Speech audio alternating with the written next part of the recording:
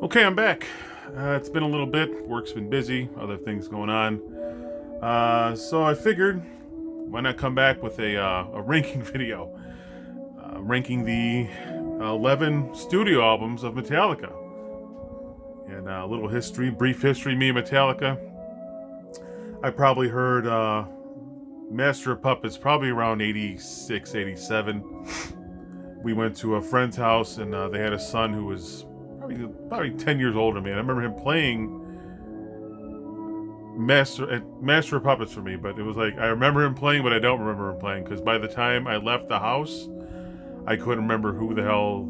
I was like, there was an awesome band he was playing. It was like, Ma, you should have heard it. It was like super fast and loud, and my mom was very thrilled about that, as you can imagine. So, yeah, we left the house, and I forgot. God forbid if I just could have called and been like, hey, what was that band we were listening to? But now, a dumb kid. So it was probably another year and a half would go by.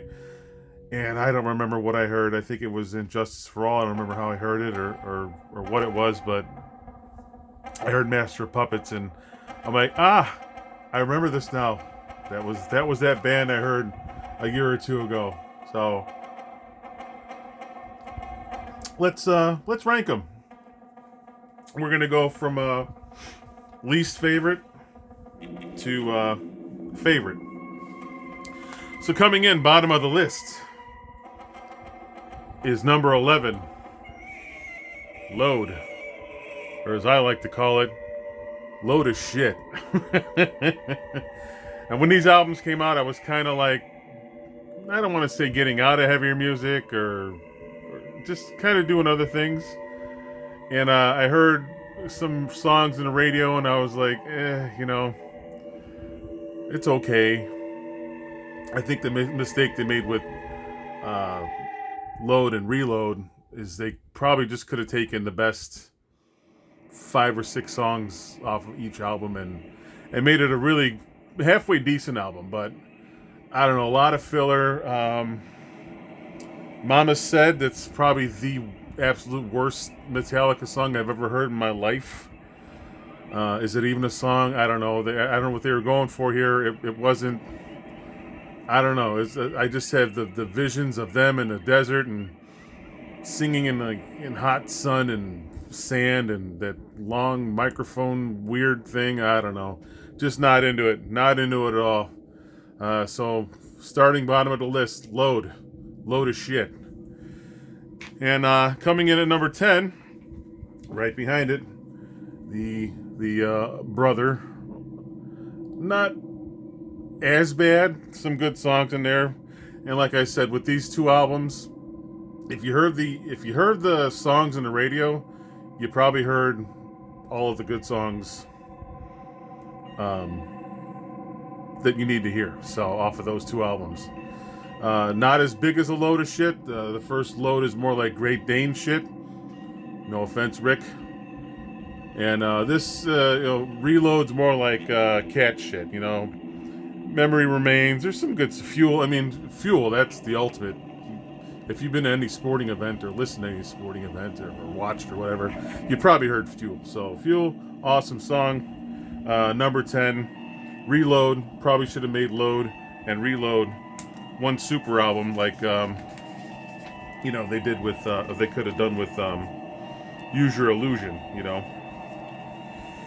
And coming in at number 9, a newer one, not bad, not a bad album. Hardwire to Self-Destruct, 2016. Some good songs there, solid songs. Nothing great, nothing horrible as bad as the other two pieces of shit I just talked about. Good album. Atlas Arise, Moth to a Flame. There's some good songs in there. I mean, it's just a little long. They started. The longer they got, the more I was like, well, what the hell? Come on, man. They're doing the Iron Maiden thing, and I guess that's how it is now. They're just 70, 60, 70 some minutes, but I guess they've always had long songs, but I don't know. I wish they'd just do a short album one of these days. Just a real quick one, But number 9, 2016, Hardwire to Self-Destruct. And coming in at number 8. Kind of a whipping boy, but I think it's a good album. There's number 8, Saint Anger. Shit. I mean, the first 5 songs just kick ass. I mean, I know there's a lack of solos, and that kind of sucks. I'm glad they started playing Dirty Window, and were nice enough to give a Kirk a solo, and it sounds awesome. And I don't hate this album. Obviously, the production issues, the garbage can snare drum, but I like it. I really do. I just, like everyone, I wish there were some solos in there, but you just can't. Frantic, Saint Anger, Some Kind of Monster, Dirty Window, and Invisible Kid. Those first 5 songs is just punch you right in the face, and it does kind of peter out at the end, but I like it. It's different, it's Metallica, but it's a different Metallica. So number 8, 2003's Saint Anger on my list. We're gonna go to number 7. An album that when it came out, me and my cousin were so excited about, and when we first heard the first track off the album, the big sneak preview, we were underwhelmed for sure. But there's some good songs in there. It's got probably my second favorite top 3 of all time Metallica songs. That's the 1991. Sorry, Black Album. None more black. Look at it. It's black. Like I said, they ended off, the last song you heard from them was Dyer's Eve. And then the last song you heard from them, the first song you heard is Enter Sandman, which is good. Now, but definitely a little culture shock first time I heard it. And sad but true, that song just crushes. And that's my top 3 all-time Metallica. My top 3 all-time Metallica songs are all mid-pace, believe it or not. But it kind of goes in and out. There's some good songs. There's some kind of soft songs. It's like, but not bad. It was definitely good to listen to in a car and on tape, blasting your way around the neighborhood with this going on. But I don't hate it. I don't like it as much as I probably should, but it's not bad. It's solid. Number 7, Metallica, the Black Album. And coming in at number 6. This is the only version I have of it, so it's going to get a little big in here. But the new one, 72 Seasons. Good album, solid album. It's continuing, I think, where the last one ended. And they still got it. It's still good to me, Shit, I don't even know where to start. A couple of fillers, but for the most part, good. Lux Eternon's got that nice new wave of British heavy metal sound to it. The opening track is good. The next 2 tracks are really solid. Shadows Fall, Screaming Suicide. I'm not, once again, kind of like new Iron Maiden, new Metallica. I'm not underwhelmed. I'm not overwhelmed. It's just good. It's a solid album. It's definitely not like the old days, but that's the old days. What are you gonna do? Shit changes. So, number 6, the new album, 72 Seasons. Yeah. And now we're moving on to the top 5. Number 5. 2008's Death Magnetic. This is a good album. A little bit better than the last one, but still solid. Still good stuff in there. Another longer one. What are you gonna do? They're just doing long shit nowadays. I don't know what to tell you. Unforgiven 3. I didn't need that. I don't need an instrumental by them anymore. The days of instrumentals on albums have kind of worn out its welcome to me. I know they were doing it back in the day, and there were some good ones back in the day, but just the end of your life. Broken, Beaten, Scarred. Some of my favorite ones off here. All Nightmare Long. Good album, solid. Metallica, new Metallica. What are you gonna do? Newer 2000 Metallica era. I don't know what to say, but yeah, better than 90s Metallica, 2000s Metallica, I guess. So coming in number 5, Death Magnetic, and number 4. I was first time I heard this album, I was a little weirded out by it. It sounded different. Then again, I wasn't listening to a whole lot of new wave of British heavy metal stuff. I really didn't know what it was, but the one that started it all, number 4, Kill 'Em All. Yeah. Definitely had that new wave tinge to it with thrash. I love the sound of this album. So full and just, the classics, Four Horsemen and Jump into Fire and Seek and Destroy. I mean, come on, man. You can't go wrong. It's a great album. Another one you just crank up real loud. 1983 also came out. Some good albums came out that year. Not gonna lie, it's right up there with some of my favorite ones from '83. But yeah, definitely hearing this the first time, I was a little thrown off, but I love this album. I just love the sound, love everything about it. Number 4, Kill 'Em All.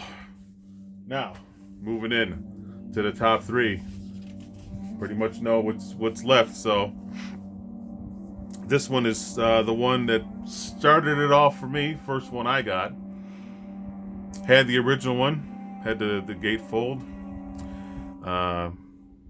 Got the CD. Said, what do I need the album for anymore? And it's gone. So coming in at number 3, 1988's and Justice for All. Man, there's some good stuff on here. I mean, first time you heard One, saw the video for One, oh my God. Johnny got his gun? Johnny get his gun? Whatever the hell the name of that movie was. My only problem with this album, I really wish it was a little better produced as far as like the drums go and the bass, because there's no bass, if anyone's noticed. The double bass sounds like clicking to me. I wanted to hear some good heavy, like balls out bass, double bass. But this is great. It's classic. Brings me back to my childhood for sure. Blackened, Eye of the Beholder 1. I would buy the cassette singles, and I was gonna grab them. I forgot them, and hearing the B side on that. I mean, it just, and like I said, it ended off with Dyer's Eve.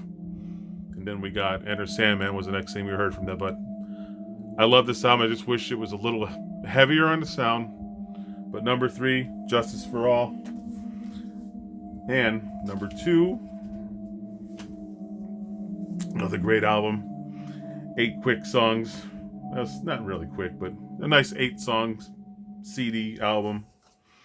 Coming in at number 2, 1984's Ride the Lightning. I mean, the cover, just a classic cover. And more classic songs, man. Ride the Lightning, For Whom the Bell Tolls. For Whom the Bell Tolls is my other top 3 Metallica song of all time. Creeping Death, and there's an instrumental on here called Cthulhu. It's a good instrumental, and I appreciate that back then. But like I said, don't need them anymore. But yeah, man, I think this is probably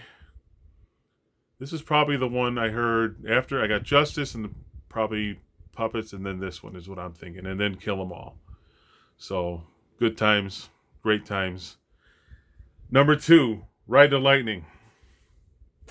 So to recap, number 11, Load of shit.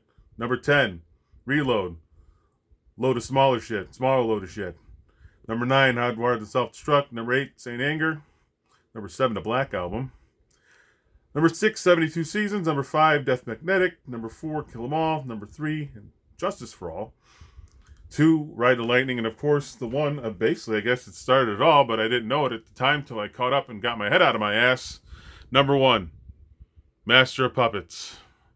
And it's kind of cool to see a resurgence of this one, with the whole Stranger Things thing. But man, it's just, there's really not a bad song in here, not a lame song. I like to rate them like out of 5 stars. I think the lowest one I got is like a 3.5, and even that, it's like it's really perfect. The sound is good for 1986, you know. And my all-time favorite. I'll listen to it anytime, anywhere, any place. I don't want to sound like a fanboy, but that's just how it is. I rated them all. I graded them all, and this one had the highest score. And I said, well, I'm not gonna lie about that or fight that. So, number one, Metallica album for me, 1986, Master of Puppets, and that's it, man. I mean, they got the live albums too.